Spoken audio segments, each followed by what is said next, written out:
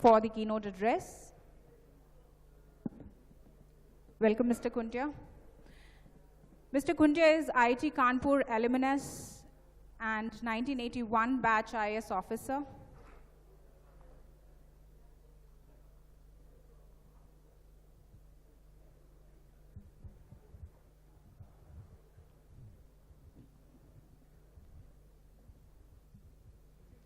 A very good morning to all of you. I'm really happy to be here as this program is being organized by the IIT Kanpur in collaboration with IIT Kharagpur. It so happens that I have been an alumnus of IIT Kanpur, and I also spent 1 month during a summer in IIT Kharagpur. So it's really nice to see all of you here and promoting startups in the country. IITs have been considered as kind of incubators for technology-oriented manpower. Yeah. Right from 1960s, and now they are recognized throughout the world. And I think IITs have contributed significantly to the success of Silicon Valley in the USA. So I think it's appropriate that the alumni of IITs start this program and masterclass throughout the country. We also are in a kind of good environmental setup as far as governments are concerned. Government of India has a Startup India program, and in conjunction with Make in India, Digital India, and similar programs, I think this will get a big fillip. In Karnataka, a startup policy has been announced in November 2015 by the state government. Bangalore ranks 15th among the startup cities in the world, and this is a matter of pride for all of us. It has a very good ecosystem, and it has moved up in the ranking from the previous years, and I hope with all of you here, it will move up even further. Karnataka also happens to have 1/3 of all the startups in the country. So we always call Karnataka a 5% state, because in general, in population, in many other factors, Karnataka contributes 5% of the country's, whether it is GDP or in anything. So, but this 5% state contributes 33% of the startups. And that is all because all the brains who start the startup, they are concentrated in Bangalore. So this is the ecosystem that has developed.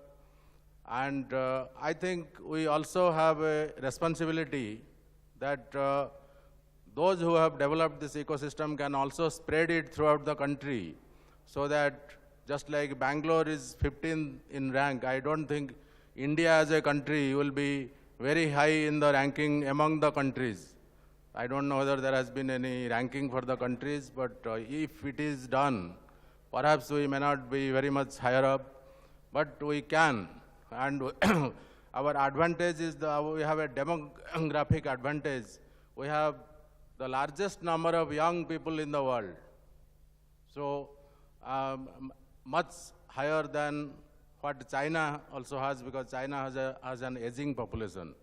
And I think most of the startups can be done by these young people.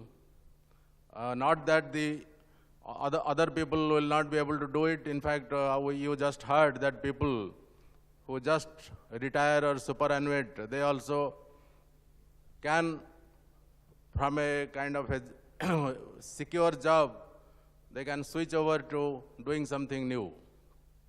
And in Karnataka, we have a kind of incubation center that we develop in educational institutions, because that is the most fertile ground for generating the interest for startups, because the students, particularly those who are passing out from the technological institutions, they would be most prone to take up these startups. So, incubation centers in educational institutions, then I think curriculum in educational institutions where entrepreneurship, developing new things, I think these need to be taught, and these should be incorporated into the main curriculum. Also R&D, which the educational institutions are doing.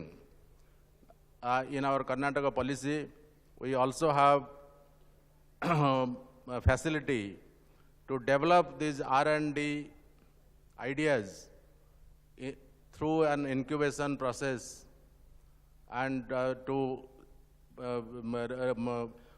have startups within the educational institutions.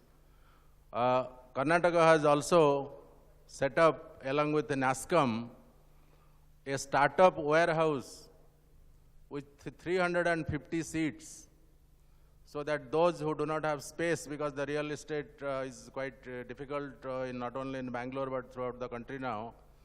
So at a very subsidized price, these people can start their activity in that startup warehouse. We have now venture funds also. In Karnataka, we had started a IT venture fund, KIT-VEN, which has been fairly successful, and similar venture funds are being promoted. Our interest is to go into areas which must have social impact, and that is where I think government and the startups can work very closely together, particularly in the fields of healthcare, in the fields of education. Now, the method of education is undergoing a radical change. So this classroom teaching, I think, is likely to give way to self-learning, then kind of guided learning, and these kind of open online courses are becoming very common. Then the lifelong learning also is required, because people change their occupation and they have to learn and relearn. Even the basic education also will be technology driven. So there is scope for many startups. In the healthcare also similarly, the kind of telemedicine, and there are many other areas. Internet of Things, that also is going to change the way we deal with each other. I think it was mentioned that many challenges can be converted into opportunities, like demonetization now, how to move to a cashless economy. I think there also there is, and then generally, traditionally the IITians have migrated to foreign countries, particularly US, or they have got secure jobs. But I think now the mindset is changing, and entrepreneurship is coming back, and many of the IIM graduates also, instead of going for a high-paying job, they are also getting into startups. Now the technology startup, besides technology startups, we also have to concentrate on product startups. And for that also in our Karnataka policy, there is encouragement. Our IT and BT department officers, I think the director is coming here, and they would be talking to the delegates about the state policy. But I would say that the alumni of IIT Kanpur, and also Kharagpur is also here. I think this process of kind of startup master class can go into, now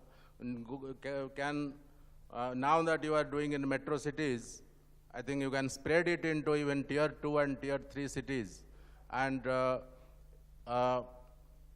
because the startups, I think the nature of startups, I think it is more IT oriented to begin with, but it can have diversity, and there is a need. And from the government side, we would like to interact with you closely to identify which areas government would be more interested in and where we can give more encouragement, not only through facilitating processes, but also some funding also is available under various schemes. And the startup policy has put together all the policy interventions and the funding possibilities that are available. In Government of India, I was just before coming to joining this post about 2 months back, I was secretary in the Ministry of Human Resource Development, and we had started a Atal Tinkering Lab scheme. This is basically to set up, to start with in about 1,000 schools, but it will be spreading, the tinkering labs with some mentoring institutions helping the school children who would develop interest in science and technology. The idea is that to arouse their curiosity in science and technology, so that innovation will be built into their thinking process.